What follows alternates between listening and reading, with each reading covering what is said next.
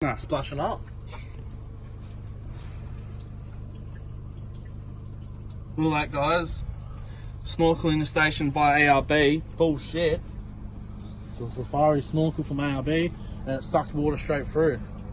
And we didn't. That's the water what we went through. It wasn't even that deep. It's not even deep. It's under a metre deep, and this snorkel should be able to. And look how high the water Look where it is. there. The water probably only goes to here. Not even that. It would have went to that. Yeah, actually, that's true. We got the recording This of is it. only the second time I've taken full driving. First time was during summer. There was no water around.